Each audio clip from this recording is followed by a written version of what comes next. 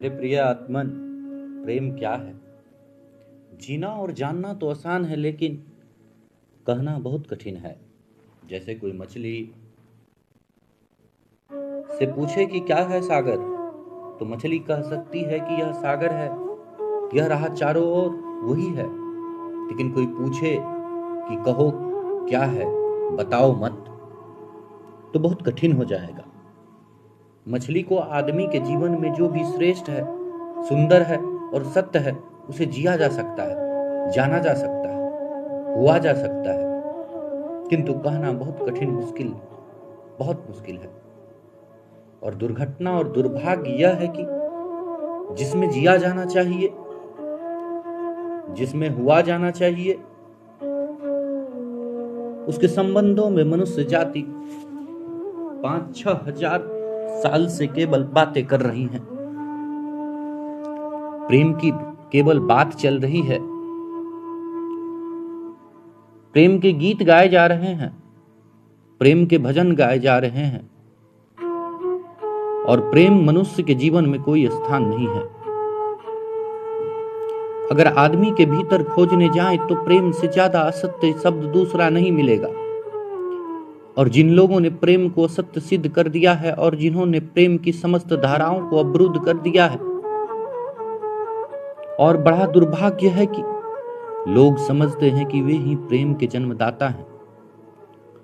धर्म प्रेम की बातें करता है, लेकिन आज तक जिस प्रकार का धर्म मनुष्य जाति के ऊपर दुर्भाग्य की भांति छाया हुआ है, उस धर्म ने मनुष्य के जीवन से प्रेम के सारे द्वार बंद कर दिए। और न उस संबंध में पूरब और पश्चिम में फर्क है, और न हिंदुस्तान और अमेरिका में कोई फर्क है। मनुष्य के जीवन में प्रेम की धारा का प्रकट ही पाई, और न ही हो पाई तो हम दोष देते हैं कि मनुष्य ही बुरा है, इसलिए नहीं प्रकट हो पाया। हम दोष देते हैं कि यह मन ही जहर है, इसलिए प्रकट नहीं हो पाई। मन जहर नहीं है, और जो लोग मन को जहर कहते रहे हैं, उन्होंने ही प्रेम को जहरीला कर दिया, प्रेम को प्रकट नहीं होने दिया। मन जहर हो कैसे सकता है? इस जगत में कुछ भी जहर नहीं है। परमात्मा के इस सारे उपक्रम में भी विष नहीं है, सब अमृत है। लेकिन आदमी ने सारे अमृत को जहर कर दिया है, और इस जहर करने में शिक्षक, साधु, संत तथा कथित धार्मिक लोगों का सबसे ज्यादा हाथ है। इस बात को थोड़ा समझ लेना जरूरी है, क्योंकि अगर यह बात दिखाई न पड़े तो मनुष्य के जीवन में कभी भी प्रेम भविष्य में भी नहीं हो सकेगा। क्योंकि जिन कारणों से प्रेम नहीं पैदा हो सका, उन्हीं कारणों को हम प्रेम प्रकट करने के आधार और कारण बना रहे हैं। हालतें ऐसी हैं कि गलत सिद्धांतों को अगर हजारों वर्षों तक दोहराया जाए तो फिर यह भूल ही जाते हैं कि सिद्धांत गलत है, और दिखाई पड़ने लगता है कि मानव गलत है, क्योंकि वह उन सिद्धांतों को पूरा नहीं कर पा रहा है। मैंने सुना है कि एक सम्राट के महल के नीचे से एक पंखा बेचने वाला गुजरता था और जोर से चिल्ला रहा था कि अनूठे और अद्भुत पंखे मैंने निर्मित किए हैं, ऐसे पंखे जो कभी नहीं बनाए गए, ये पंखे कभी भी देखे नहीं गए। सम्राट ने खिड़की से झांक कर देखा कि कौन है जो अनूठे पंखे ले आया है। सम्राट के पास सब तरह के पंखे थे, दुनिया के कोने कोने में जो मिल सकते थे। और नीचे देखा, गलियारे में खड़ा हुआ एक आदमी साधारण 2-2 से पैसे के पंखे और चिल्ला रहा है, अनूठे अद्वितीय। उस आदमी को ऊपर बुलाया गया और पूछा गया, इन पंखों में ऐसी क्या खूबी है, दाम क्या है इन पंखों के? उस पंखे वाले ने कहा, महाराज, दाम ज्यादा नहीं है, पंखे को देखते हुए दाम कुछ भी नहीं है, सिर्फ 100 रुपये का पंखा है। सम्राट ने कहा, 100 रुपये का? यह 2 पैसे का पंखा जो बाजार में जगह जगह मिलता है, और 100 रुपये दाम, क्या है इसकी खूबी? उस आदमी ने कहा, यह पंखा 100 वर्ष चलता है, 100 वर्ष के लिए गारंटी है, 100 वर्ष से कम में खराब नहीं होता है। सम्राट ने कहा, इसको देखकर तो ऐसा नहीं लगता है कि सप्ताह भी चल जाए, पूरा तो मुश्किल है। धोखा देने की कोशिश कर रहे हो, सरासर बेईमानी है, और वह भी सम्राट के सामने। उस आदमी ने कहा, आप मुझे भली भांति जानते हैं, इसी गलियारे में रोज पंखे बेचता हूं, 100 रुपये दाम है इसके, और 100 वर्ष न चले तो जिम्मेदार मैं हूं। रोज तो नीचे मौजूद होता हूं, फिर आप सम्राट हैं, आपको धोखा देकर कहां चला जाऊंगा। वह पंखा खरीद लिया। सम्राट को विश्वास तो न था, लेकिन आश्चर्य भी था कि यह आदमी सरासर झूठ बोल रहा है। किस बल पर बोल रहा है? पंखा 100 रुपये में खरीद लिया गया और उससे कहा गया कि 7वें दिन तुम उपस्थित हो जाना। 2-4 दिन में पंखे की डंडी बाहर निकल गई। 7वें दिन तो वह बिल्कुल मुर्दा हो गया, लेकिन सम्राट ने सोचा शायद पंखे वाला आएगा नहीं।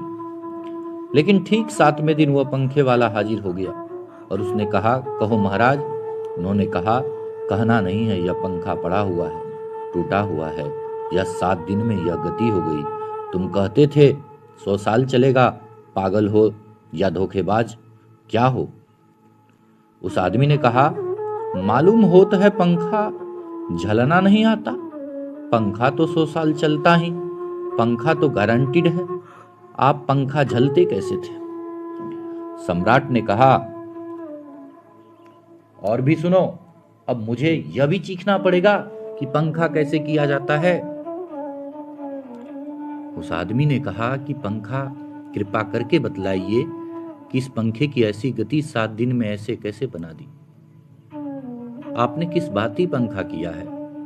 सम्राट ने पंखा उठाकर करके दिखाया कि इस भांति मैंने पंखा किया है। तो उस आदमी ने कहा कि समझ गया भूल, इस तरह नहीं किया जाता पंखा।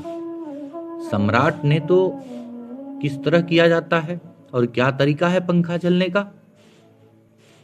उस आदमी ने कहा कि पंखा पकड़ी ये सामने और सिर को हिलाइए, पंखा 100 वर्ष चलेगा, आप समाप्त हो जाएंगे, लेकिन पंखा बचेगा। पंखा गलत नहीं है, आपके झलने का ढंग गलत है। यह आदमी पैदा हुआ है 5-6 हजार 10,000 वर्ष की संस्कृति का, यह आदमी फल है, लेकिन संस्कृति गलत नहीं है, यह आदमी गलत है। आदमी मरता जा रहा है और रोज मरता जा रहा है। संस्कृति की दुहाई चली जाती है कि महान संस्कृति, महान धर्म, महान सब कुछ, और यह उसका फल है, आदमी और उस संस्कृति से गुजरा है, परिणाम है उसका। लेकिन नहीं, आदमी गलत है और उस आदमी को बदलना चाहिए अपने को।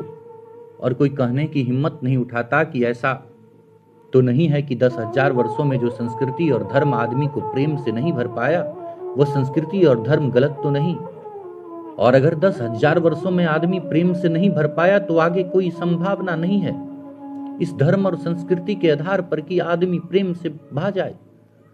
10,000 साल में जो नहीं हो पाया वह आगे भी 10,000 वर्षों में नहीं होने वाला, क्योंकि आदमी यही है, कल भी यही होगा। आदमी हमेशा से यही है और हमेशा यही होगा। और संस्कृति और धर्म जिनके हम नारे दिए चले जा रहे हैं और संत और महात्मा जिनकी दुहाइयां दिए चले जा रहे हैं, सोचने के लिए भी तैयार नहीं है कि कहीं बुनियादी चिंतन की दिशा ही तो गलत नहीं है। मैं कहना चाहता हूं कि वह गलत है और गलत सबूत है यह आदमी। और क्या सबूत होता है गलत का? एक बीज को हम बोए और फल जहरीले और कड़वे हो तो क्या सिद्ध होता है? सिद्ध होता है कि वह बीज जहरीला और कड़वा रहा होगा। हालांकि बीज में पता लगाना मुश्किल है कि उससे जो फल पैदा होंगे वे कड़वे पैदा होंगे। बीज में कुछ खोजबीन नहीं की जा सकती। बीज को तोड़ो फोड़ो, कोई पता नहीं चल सकता कि इससे जो फल पैदा होते होंगे वे कड़वे होंगे। बीज को बो 100 वर्ष लग जाएंगे, वृक्ष होगा, बड़ा होगा, आकाश में फैलेगा, तब फल आएंगे और तब पता चलेगा कि वे कड़वे हैं। 10,000 वर्षों में संस्कृति और धर्म के जो बीज बोए गए हैं वह आदमी उसका फल है और यह कड़वा है और घृणा से भरा हुआ है। लेकिन उसी की दुहाई दिए चले जाते हैं हम और सोचते हैं उसमें प्रेम हो जाएगा। मैं आपसे कहना चाहता हूं उससे प्रेम नहीं हो सकता है, क्योंकि प्रेम के पैदा होने की जो बुनियादी संभावना है वह धर्म ने उसकी हत्या कर दी है और उसमें जहर घोल दिया है। मनुष्य से भी ज्यादा प्रेम पशु और पक्षी पौधों में दिखाई पड़ता है, जिनके पास न कोई संस्कृति है न धर्म। संस्कृति और सभ्य मनुष्यों के बजाय असभ्य और जंगल के आदमी में ज्यादा प्रेम दिखाई पड़ता है, जिसके पास न कोई विकसित धर्म है, न कोई सभ्यता है, न कोई संस्कृति। जितना आदमी सभ्य, सुसंस्कृत तथा कथित धर्मों के प्रभाव में मंदिर और चर्च में प्रार्थना करने लगता है, उतना ही प्रेम से शून्य क्यों हो जाता है? जरूर कुछ कारण है, और 2 कारणों पर मैं विचार करना चाहता हूं। अगर वे ख्याल में आ जाएं तो प्रेम के अवरुद्ध स्रोत फूट सकते हैं और प्रेम की गंगा बह सकती है। वह हर आदमी के भीतर है, उसे कहीं से लाना नहीं है। प्रेम कोई ऐसी बात नहीं है कि कहीं खोजने जाना हो। वह प्राणों की प्यास है, प्रत्येक के भीतर वह प्राणों की सुगंध है, प्रत्येक के भीतर, लेकिन चारों तरफ परकोटा है उसके, और वह प्रकट नहीं हो पाता। सब तरफ पत्थर की दीवार है और वह झरने नहीं फूट पाते हैं। तो प्रेम की खोज और प्रेम की साधना कोई पॉजिटिव, कोई विधायक खोज और साधन नहीं है कि हम जाएं और कहीं प्रेम सीख लें। एक मूर्तिकार एक पत्थर को तोड़ रहा था। कोई देखने गया कि मूर्ति कैसे बनाई जाती है। उसने देखा कि मूर्ति तो बिल्कुल नहीं बनाई जा रही है, सिर्फ छेनी और हथौड़े से पत्थर तोड़ा जा रहा है। उस आदमी ने पूछा, यह क्या कर रहे हो? मूर्ति नहीं बनाओगे? मैं तो मूर्ति बनाते देखने के लिए आया था, आप तो केवल पत्थर तोड़ रहे हो। और उस मूर्तिकार ने कहा कि मूर्ति तो पत्थर के भीतर छिपी है, उसे बनाने की जरूरत नहीं है, सिर्फ उसके ऊपर जो व्यर्थ पत्थर जुड़ा है उसे अलग कर देने की जरूरत है और मूर्ति प्रकट हो जाएगी। मूर्ति बनाई नहीं जाती, मूर्ति सिर्फ आविष्कृत होती है, डिस्क वर होती है, अनावृत होती है, उघाड़ी जाती है। मनुष्य के भीतर प्रेम छिपा है, सिर्फ उगाड़ने की बात है, उसे पैदा करने का सवाल नहीं है, अनावृत करने की बात नहीं है। कुछ है जो हमने ऊपर ओढ़ा हुआ है, जो उसे प्रकट नहीं होने देता है। एक चिकित्सक से जाकर आप पूछें कि स्वास्थ्य क्या है, और दुनिया का कोई चिकित्सक नहीं बता सकता कि स्वास्थ्य क्या है। बड़े आश्चर्य की बात है। स्वास्थ्य पर ही तो सारा चिकित्सा शास्त्र खड़ा है, सारी मेडिकल साइंस खड़ी है, और कोई नहीं बता सकता कि स्वास्थ्य क्या है। लेकिन चिकित्सक से पूछो कि स्वास्थ्य क्या है, तो वह कहेगा बीमारियों के बाबत हम बता सकते हैं कि बीमारियां क्या हैं, उनके लक्षण हमें पता है, एक एक बीमारी की अलग अलग परिभाषा हमें पता है। स्वास्थ्य का हमें कोई भी पता नहीं है। इतना हम कह सकते हैं कि जब कोई बीमारी नहीं होती है वह स्वास्थ्य है। स्वास्थ्य तो मनुष्य के भीतर छिपा है, इसलिए मनुष्य की परिभाषा के बाहर है। बीमारी बाहर से आती है, इसलिए बाहर से परिभाषित की जा सकती है। स्वास्थ्य भीतर से आता है, कोई भी परिभाषा नहीं की जा सकती है। इतना ही हम कह सकते हैं कि बीमारियों का अभाव स्वास्थ्य है। लेकिन यह क्या स्वास्थ्य की परिभाषा हुई? स्वास्थ्य के संबंध में तो हमने कुछ भी नहीं कहा है कि बीमारियां नहीं है, तो बीमारियों के संबंध में कहा। यह सच यह है कि स्वास्थ्य पैदा नहीं करना होता, यह तो छिप जाता है, बीमारियों में हट जाता है तो प्रकट हो जाता है। स्वास्थ्य हम में है, स्वास्थ्य हमारा स्वभाव है, प्रेम हम में है, प्रेम हमारा स्वभाव है। इसलिए यह बात गलत है कि मनुष्य को समझाया जाए कि तुम प्रेम पैदा करो। सोचना यह है कि प्रेम पैदा क्यों नहीं हो पा रहा है, क्या बाधा है, क्या अड़चन है, रुकावट कहाँ डाल दी गई है। अगर कोई भी रुकावट न हो तो प्रेम प्रकट होता ही है। उसे सिखाने और समझाने की भी कोई जरूरत नहीं है। अगर मनुष्य के ऊपर गलत संस्कृति और गलत संस्कार की धाराएं और बाधाएं न हो तो हर आदमी प्रेम को उपलब्ध होगा ही, यह अनिवार्यता है। प्रेम से कोई बच ही नहीं सकता। प्रेम स्वभाव है। गंगा बहती है, हिमालय से बहेगी। गंगा उसकी प्राण है, उसके पास जल है, वह बहेगी और सागर को खोज लेगी। न कि पुलिस वाले से पूछेगी, न किसी पुरोहित से पूछेगी कि सागर कहाँ है। देखा किसी गंगा को चौरास्ते पर खड़े होकर पुलिस वाले से पूछते कि सागर कहाँ है। उसके प्राणों में ही छिपी है सागर की खोज, और ऊर्जा है तो पहाड़ तोड़ेगी, मैदान तोड़ेगी और पहुंच जाएगी सागर तक। सागर कितना ही दूर हो, कितना ही छिपा हो, खोज की ही लेगी। कोई रास्ता नहीं, कोई गाइड बुक नहीं कि जिससे पता लगा ले कि कहां से जान है, लेकिन पहुंच जाती है। लेकिन बांध बना दिए जाएं, चारों ओर परकोठे उठा दिया जाए, प्रकृति के बाधाओं को तो तोड़कर गंगा सागर तक पहुंच जाती है। लेकिन आदमी की इंजीनियरिंग की बाधाएं खड़ी कर दी जाएं तो हो सकता है कि गंगा सागर तक पहुंच ही ना पाए। यह भेद समझ लेना जरूरी है। प्रकृति की कोई भी बाधा असल में बाधा नहीं है, इसलिए गंगा सागर तक पहुंच जाती है, हिमालय को काटकर पहुंच जाती है। लेकिन अगर आदमी इजाद करे, इंतजाम करे, तो गंगा को सागर तक नहीं भी पहुंचने दे सकता है।